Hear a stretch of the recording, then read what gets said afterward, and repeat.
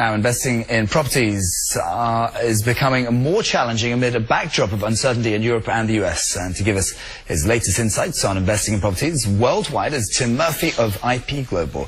Morning, Tim. Given the debt crisis in Europe right now, how do you approach property investments in the region?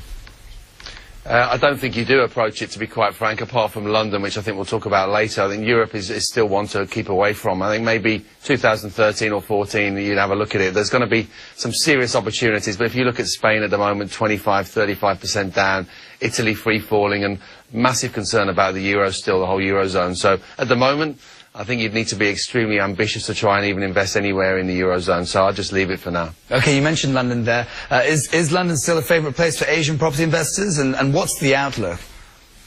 It very much is. I mean, you just got to look at the newspapers, Straits Times, etc. I mean, it's still huge. And it's not just the Asians as well. If you look at the Europeans, they're so nervous about their own economies that they're looking to London as well as a safe haven, very good strong yields, very low supply levels, and lots of money heading into the system. So I see the market having a very good year next year, but I'll tell your investors to stick, or your viewers to stick to sort of zone 1, zone 2 properties. But I think you could see anything from 5 to 10% growth next year, at least in the London market.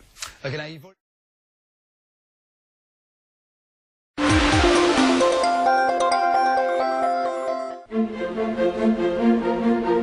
In London, you can take a ferry ride on the Thames, get a bird's eye view through the London Eye, travel on the iconic bright red double-decker, or simply take the underground to any part of the city.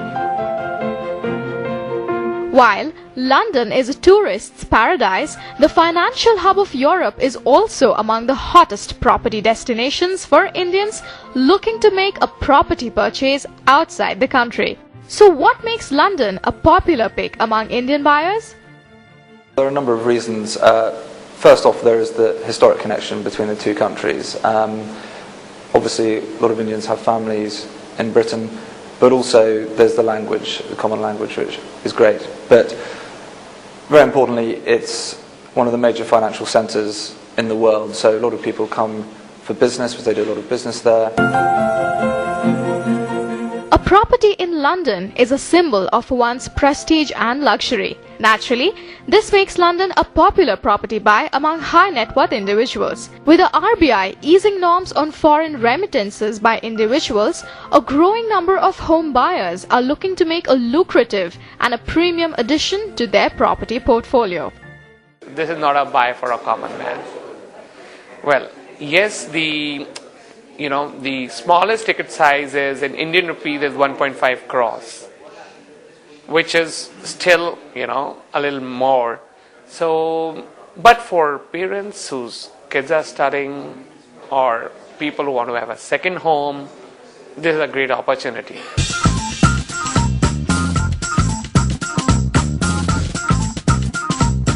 If you are looking for a property here, Central London seems to be the best option. More than half the investors here are international buyers. But with high demand, properties in central London come at a premium. If you are looking for something that is relatively cheaper, then areas like north of London such as Islington, Barnet and Enfield also make for a smart property purchase. Post the economic slowdown, property prices in London have been growing at a steady rate, making it a good time to park your money in a property here. While there was a price correction in 2008, there was a substantial bounce back during 2009. Virtually bulk of the drop has been recovered. But for a foreign buyer, still it was lucrative because of the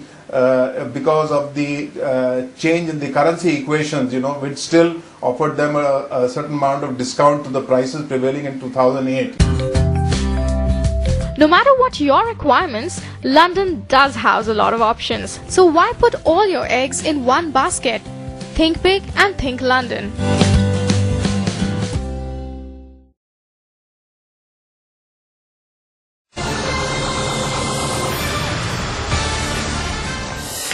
Thursday here on Squawk Asia. Welcome back. Amid the political uncertainty and economic slowdown in the Eurozone, does the property sector there still have any value? Tim Murphy, founder and also CEO at IP Global, joins us together with our guest host Paul Donovan around the desk here at the SGX. Tim, good to see you again, and welcome back. So, real estate in the Eurozone. I was going to say now that there was a very important point you made earlier on, which was that London seems to be a strong property market, and this, of course, is absolutely critical to everything, as I have a house there. So, what's going on with London? What's driving the London property market? Well, of course, foreign investment. Again, you see the adverts in the Straits Times and the South China Morning Post every weekend. A lot of Asian money going in, but that's also changed. The Arabs have been investing after Arab Spring, of course, and now the Europeans. So we talked before about investment in Europe easing up and in staying domestically, but the one place that the Europeans are investing at the moment is London. So you're hearing about Greeks buying up Covent Garden and Leicester Square because they like it around there. You're hearing about the Italians being very aggressive at the moment.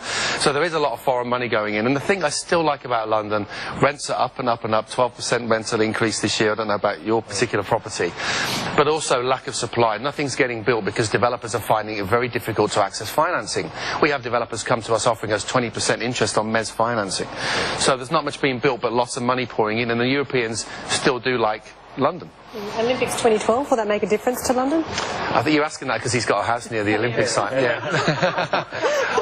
I'm not so sure. I mean, it'll certainly help the economy, but I don't think so. I think the big thing about London is low supply levels, very good rental story, and foreigners love it as a defensive play.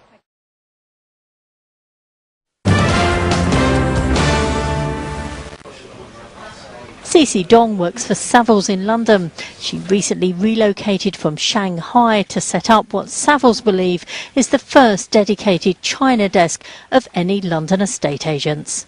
A lot of people are very interested in the overseas property market, especially in London, in the UK. So we think it's sensible to have someone with the Asian appearance here in London who understands all the culture, the language barriers, and who understands the market. This is one of the properties Savills hopes will appeal to China's super rich, a £2.5 million penthouse in the heart of London. James Talbot is a director at Savills. This would appeal to a young entrepreneurial individual who has made, maybe I think classically in Southeast Asia, will have either made it through electronics or media, and they will come through and they think, I want something that is going to stand me aside from my peers. Property prices in mainland China have soared over the past 5 years by more than 70%. The government have introduced tough measures to keep homes affordable, but this is pushing some investors to look elsewhere. With a strong yuan and a weak pound, London makes perfect sense. We recently returned from a road trip around Southeast Asia, taking in Shanghai, Hong Kong and Singapore during the space of 2 weeks, and sold 40 out of the 52 apartments. People that are buying now may well have been educated at school or even university in the UK, or they're thinking that they want their son and daughter to go to the UK to study. The number of sales from mainland China only accounts for around 5% of the total, but is growing. Mainland China at the moment seems to concentrate very much on that super prime central London location, Knightsbridge, Belgravia, Mayfair, Kensington. There's a shortage of properties in those areas, so they're picking up single-digit numbers. You might be getting 1, maybe 2 sales a month at most in those areas. Nobody's made an offer on this apartment yet, but with China now second only to America when it comes to billionaires, the number of potential Chinese buyers is clearly growing. Hayley Platt, Reuters.